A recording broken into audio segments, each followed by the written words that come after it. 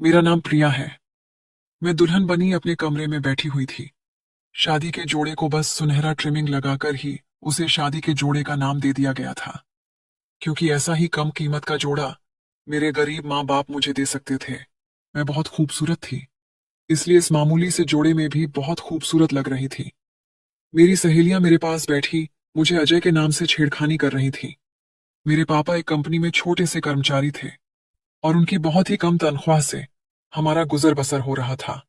और फिर मेरे माँ बाप ने कर्ज उठाकर मेरा थोड़ा बहुत दहेज बना लिया था। यहाँ तक कि 15 कैरेट सोने के टॉप्स भी मेरी सास के लिए बनवाए थे। मेरी बारात आ चुकी थी। शादी का पूरा इंतजाम मेरे पापा ने घर के आंगन में ही किया था, क्योंकि बारात बस कुछ ही लोगों की आनी थी। और पापा ने कहा कि इतने लोगों का इंतजाम हमारे आंगन में आराम से हो जाएगा। बारातियों के आने पर ढोल की आवाजों ने मेरे दिल की धड़कनों को भी बढ़ा दिया था। मेरे चेहरे पर एक मुस्कान सी सज गई थी। नाच गाने की आवाजें मेरे आंगन से उठ रही थी।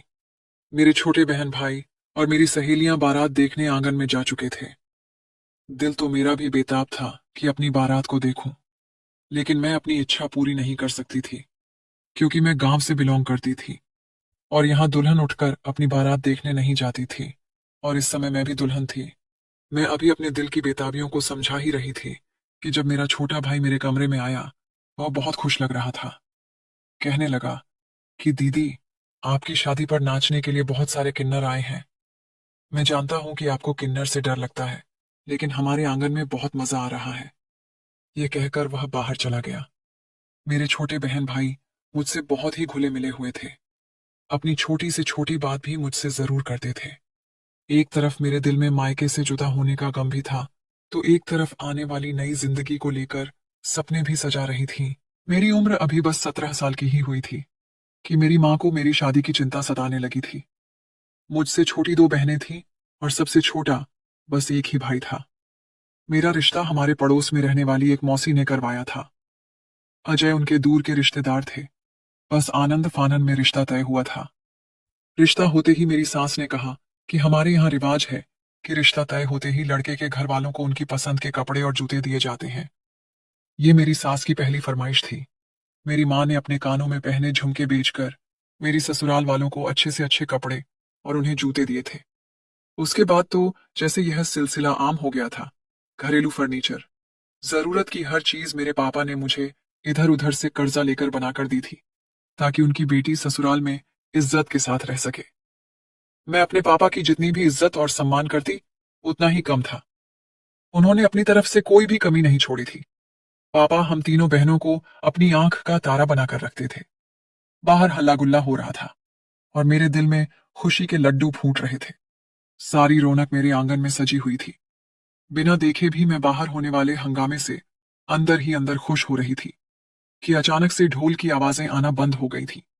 एकदम से न जाने क्यों खामोशी सी छा गई थी, जैसे आंगन में कोई हंगामा हो ही ना रहा हो। और फिर मेरे दिमाग में आने वाले ख्याल ने मुझे दिलासा दिया कि शायद पंडित जी ने सब लोगों को हल्ला गुल्ला करने से मना कर दिया होगा और फेरों का समय हो चुका होगा। अभी मेरी सहेलियां मुझे लेने के लिए आएंगी और फिर मेरी शादी की रस्में शुरू हो जाएंगी। लेकिन फिर मेरे पापा के रोने की आवाजों ने मुझे बेचैन सा कर दिया था। मेरे कमरे की खिड़की आंगन में खुलती थी, लेकिन मैं खिड़की के पास नहीं गई थी कि अगर किसी की नजर मेरे ऊपर पड़ गई तो लोग क्या सोचेंगे कि कैसी दुल्हन है। लेकिन अपने पापा के रोने और गिड़गिड़ाने पर मैं बुरी तरह से घबरा उठी थी। मैं उठकर खिड़की के पास आ गई। मैंने जरा सी खिड़की खोलकर देखा कि मेरे पापा मेरे ससुर के पांव में बैठे कह रहे थे कि भगवान के लिए मेरी बेटी की बारात यूं वापस लेकर मत जाओ। और यह सुनकर तो मेरे होश उड़ गए थे। वह लोग क्यों मेरी बारात वापस लेकर जा रहे थे, और यह सोचकर ही मुझे चक्कर सा आ रहा था। मेरे दिल की धड़कनें अजीब सी थीं। मेरी सास और होने वाले पति के माथे पर भी बल पड़े हुए थे। मेरे ससुर कहने लगे कि तुम लोगों को दामाद की इज्जत और सम्मान करना नहीं आता। मेरी बिरादरी वाले मुझे बातें सुना रहे हैं कि किस कंगाल लोगों में हीरे जैसे बेटे का रिश्ता तय कर दिया है। अब या तो आप लोग मेरे बेटे को दहेज में काट दोगे, या फिर यह बारात बिना शादी और विदाई के वापस जाएगी। यह सुनकर तो मेरे सर पर आसमान ही गिर गया था। मेरा बाप यूं उनके सामने शर्मिंदगी से हाथ जोड़े खड़ा था, जैसे गरीब होना उसका सबसे बड़ा पाप है और बिना दहेज के मेरी शादी मेरा सबसे बड़ा पाप था। मैं इससे ज्यादा बदहवास क्या हो सकती थी कि मेरी बारात वापस जा रही थी। और किसी बाप के लिए यह सदमा जान लेने से क्या कम था कि उसकी बेटी की बारात का यूं लौट जाना कोई छोटी बात तो न थी। माँ बाप की इज्जत पर आंच आना, वह तो अलग बात थी। एक लड़की के मुंह पर जो जिल्लत और रुसवाई का तमाचा पड़ता है, तो दुनिया न जाने उसे किन किन नामों से बुलाती है। मार डालते हैं उसे, जीते जी उससे जीने का हक छीन लेते हैं। उसका दोबारा रिश्ता होना मुमकिन नहीं होता। सब यही कहते हैं कि जरूर लड़की में ही कोई कमी रही होगी, जो यूं बारात वापस लौट गई, और जो फरमाइश उन लोगों ने की थी। मेरा बाप अपने आप को बेचकर भी उनकी फरमाइश को पूरा नहीं कर सकता था। हमारे जैसे गरीबों की बच्चियां इसी वजह से बाप की चौखट पर बुढ़ापे की दहलीज पर जा पहुंचती हैं, क्योंकि उनके माँ बाप के पास लड़के वालों की फरमाइशें पूरी करने के लिए पैसे नहीं होते हैं। मैं तो यूं थी कि काटो तो खून नहीं। मेरी माँ मेरी सास के सामने हाथ जोड़कर अपनी इज्जत की भीख मांग रही थी। एक पल में ही हमारा घर खुशियों के बजाय गमों की तस्वीर बनकर रह गया था। वहां पर मौजूद सब लोग खामोश भूत बने इस तमाशे को देख रहे थे, और वह इंसान जो मेरा ससुर बनने जा रहा था, लग रहा था कि किसी ने उसे पकड़ रखा हो। ऐसा कठोर दिल जैसे उसके सीने में दिल ही ना हो। मेरा पढ़ा लिखा पति अपनी झालत का प्रदर्शन करते हुए मेरे बाप की इज्जत की धज्जियां उड़ा रहा था।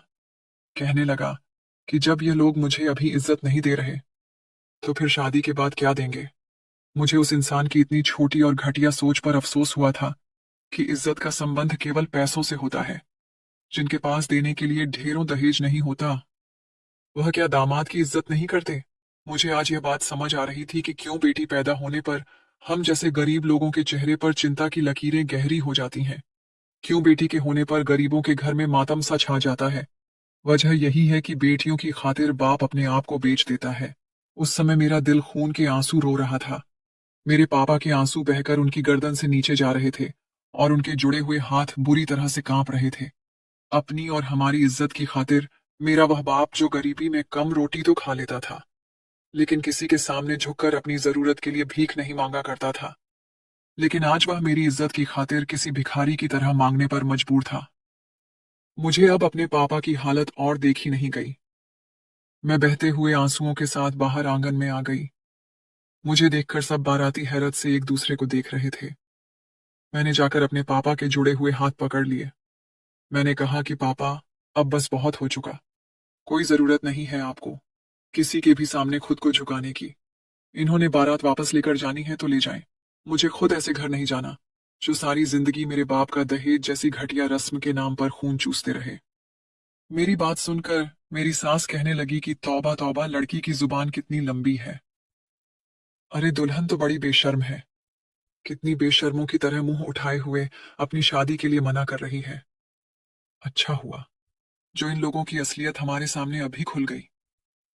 मेरी बात का वह औरत कितना गलत मतलब निकाल रही थी। वहां बारात के साथ आई हुई औरतें मेरी सास की हाँ में हाँ मिलाने लगी, और मेरे बारे में अपने अपने विचार प्रकट करने लगी। मेरी माँ मेरे पास आकर मुझे चुप हो जाने के लिए कहने लगी। वह लोग अपनी बारात वापस ले जाने लगे। मेरा बाप उन्हें हाथ पकड़ पकड़ कर रोक रहा था। उनके सामने विनती कर रहा था कि ऐसा मत करो। मेरी इतनी मासूम सी बच्ची बदनाम हो जाएगी। दोबारा उसकी बारात दहलीज पर नहीं चढ़ेगी। भगवान के लिए मेरी बच्ची के साथ ये जुल्म मत करो। अपने बाप की बेबसी देखकर मेरा दिल कटकर रह गया था। मेरी वजह से जो गम उन्हें मिला था, मेरा जी चाहा जमीन फटे और मैं उसमें समा जाऊं। हमारे अपने मोहल्ले के लोग अब भी खड़े हमारी तरफ देख रहे थे। एक तरफ शादी में आए कुछ किन्नर भी खड़े हुए थे, जो शायद अपने पैसों के चक्कर में नाचने गाने आए थे। मेरे पापा वहीं जमीन पर ढेर हो गए। मैं जल्दी से उनके पास गई, उन्हें बाजू से पकड़कर सहारा देकर कुर्सी पर बिठाया। लेकिन मेरे पापा की रंगत बिल्कुल सफेद सी हो गई थी। कहने लगे कि मेरी बच्ची की बारात अब कभी नहीं आएगी। कोई उसे इज्जत के साथ ब्याह करके नहीं ले जाएगा। मेरी मासूम बच्ची का क्या दोष था। यही कि हम गरीब हैं, ज्यादा दहेज नहीं दे सकते। ना जाने उन्हें क्यों मेरा गम सताए जा रहा था। हालांकि मैं अपने पापा को तसल्ली दे रही थी कि पापा, आप मेरी बिल्कुल भी चिंता ना करें।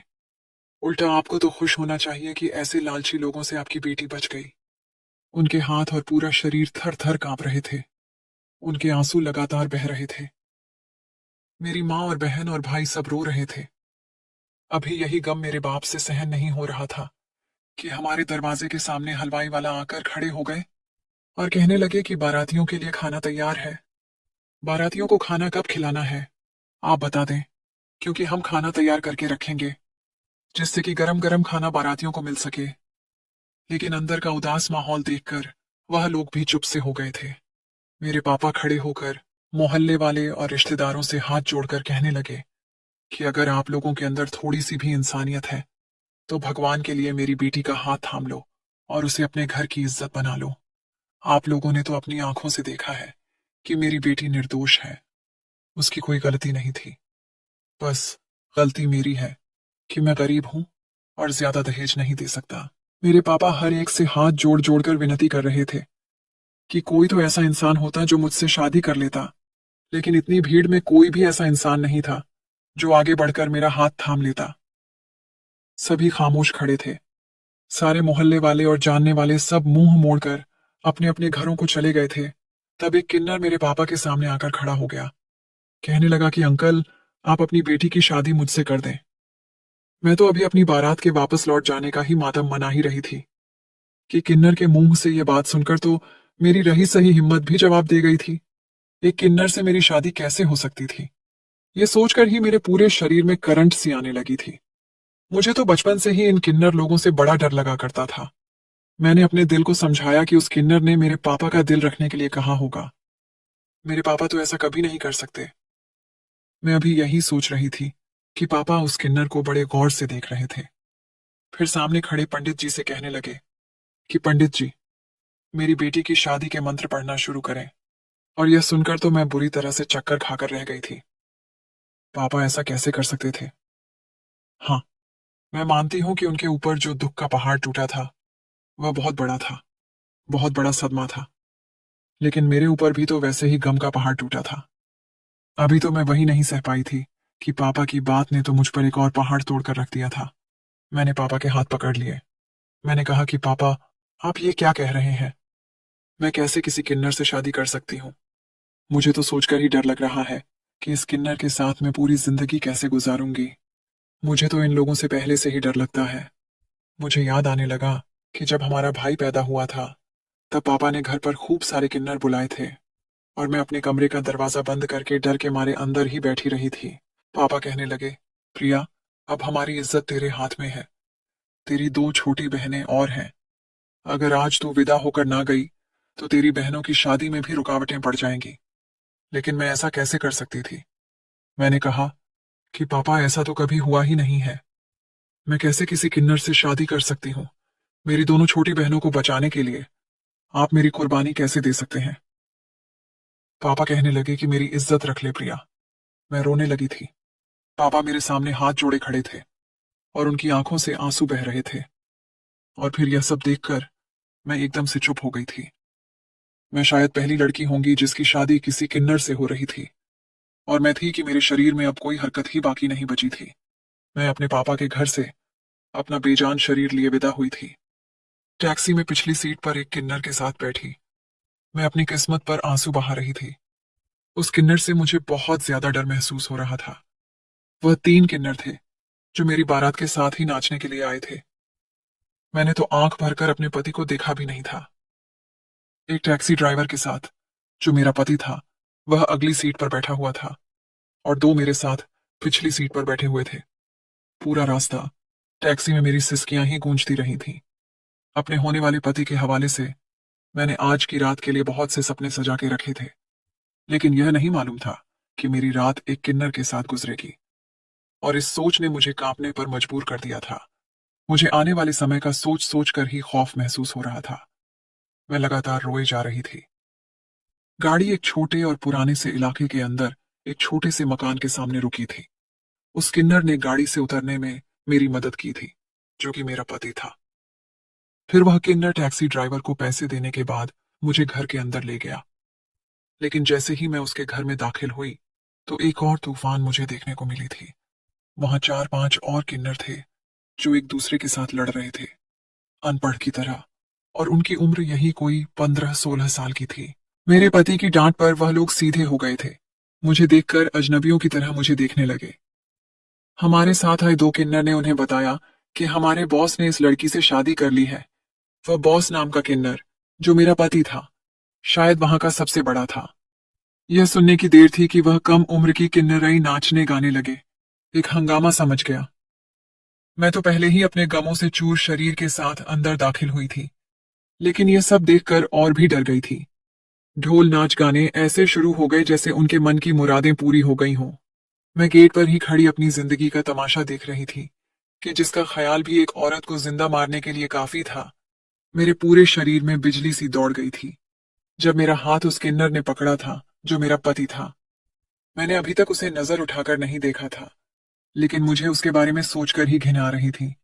मुझे अपने उस हाथ पर चींटियां सी रंगती हुई महसूस हुई थी। जो हाथ उस किन्नर ने पकड़ा था, वह मुझे सामने बने कमरे में ले गया और कहने लगा कि तुम यहां बैठ जाओ, मैं बच्चों को खाना खिलाकर आता हूं। यह कहकर वह चला गया था। बाहर एक शोर सा मचा हुआ था। वह छोटे किन्नर कह रहे थे कि बॉस तो कहकर गया था कि शादी पर जा रहा है, वापसी पर खाना लेकर आएगा। शादी का खाना कितना स्वादिष्ट होता है। हम तो इंतजार कर रहे थे कि हम खूब सारा खाना खाएंगे, फिर हम क्यों रूखी सूखी रोटी के साथ एमलेट खा रहे हैं। वह बच्चे फिर से कहने लगे कि बॉस, कैसी दुल्हन के साथ तुमने शादी की है, खाना तक नहीं दिया। बाहर की सारी आवाजें अंदर तक आ रही थीं, लेकिन मेरा पति, जिसे सब बॉस कहकर बुला रहे थे, उसकी एक ही दहाड़ पर सब चुप हो गए थे। यहां तक कि मैं भी अपने कमरे में बैठी कांप कर रह गई थी। उसने कहा कि चुपचाप खाना खाओ और आराम से कमरे में जाकर सो जाओ। मुझे कुछ भी बहस नहीं चाहिए। उसके बाद बाहर से किसी शोर की आवाज नहीं आई थी। 1 घंटे तक मैं अपनी बुरी किस्मत पर रो रो कर मातम मनाती रही, और तभी मेरे कमरे का दरवाजा खुला तो मेरा दिल मेरे सीने के अंदर थमसा गया था। दरवाजा बंद हुआ तो मुझे लगा कि मेरा सांस घुटने लगा हो। एक किन्नर की संगत का सोचकर मेरी रूह तक कांप गई थी। वह इंसान उस समय लेडीज कपड़ों में नहीं था, बल्कि अब उसने अपने कपड़े बदल लिए थे। जब वह मेरे घर नाच गाना करने के लिए गया था, उस समय उसने एक साड़ी पहन रखी थी, लेकिन अब उसने वो साड़ी उतारकर जीन्स और शर्ट डाल रखी थी। लेकिन मेरा यह हाल था कि आज मेरा जान ही निकल जाएगा। वह मेरे करीब आकर बैठ गया और कहने लगा कि मुझे बहुत अफसोस है जो कुछ तुम्हारे साथ हुआ है। यह कहकर उसने मेरे कांपते हुए हाथ को थाम लिया था। मेरी नजर उसके खूबसूरत हाथों पर गई थी, जिनके नाखूनों पर नेल पॉलिश लगी हुई थी। उसके हाथ और मेरे हाथों में कोई ज्यादा अंतर नहीं था। उसके हाथ लड़कियों की तरह खूबसूरत नजर आ रहे थे, और उसकी संगत का सोचकर ही मेरी हालत खराब सी होने लगी थी। यहां तक कि अब मेरे अंदर गुस्सा भरने लगा था। उसे क्या जरूरत थी आगे बढ़कर मुझसे शादी के लिए हाँ करने की, जैसे सब लोग खड़े भूत बने तमाशा देख रहे थे। यह भी चुपचाप तमाशा देखता रहता और घर चला आता। जब इसे पता था कि यह किन्नर है तो क्या जरूरत थी एक नॉर्मल सी लड़की से शादी करने की। मेरी सांसें गुस्से के मारे अब तेज तेज होने लगी थी। ऐसा लग रहा था जैसे मेरे पूरे शरीर से जान ही निकल रही है, और फिर पता नहीं मैं कब अपने होश खो बैठी थी। बात ही ऐसी थी। कोई भी लड़की ऐसी सिचुएशन में या तो मर सकती है या बेहोश हो सकती है, और मैं भी बेहोश हो गई थी। जब मेरी आंख खुली तो मैं अकेली बेड पर लेटी हुई थी। वह आदमी जमीन पर बिस्तर बिछाए सो रहा था। मैंने पहली बार उसका चेहरा देखा था। शक्ल से तो वह लड़का ही लग रहा था, लेकिन औरतों की तरह उसके हाथ पैर बहुत ही खूबसूरत थे। उसकी रंगत भी बहुत ही गोरी सफेद थी। हाँ, सर के बाल एकदम मर्दों जैसे ही थे। मैं गौर से उसका जायजा लेने में लगी हुई थी। अभी अपनी शादी वाले सुर्ख ट्रिमिंग वाले लहंगे में ही थी। मैंने कमरे में मौजूद अलमारी खोलकर देखी तो वहां पर बहुत से लेडीज कपड़े रखे हुए थे। क्योंकि मैं एक किन्नर की पत्नी थी, तो मुझे कपड़े तो आसानी से मिल सकते थे। मैंने अपने कपड़े बदल लिए और वॉशरूम से बाहर आई तो वह किन्नर भी उठ गया था। उसने मुझ पर एक भरपूर नजर डाली थी कि उसकी बेताब सी नजर पर मेरे पूरे शरीर में चींटियां सी दौड़ गई थीं। मुझे अपनी इस हालत पर हैरत हुई थी।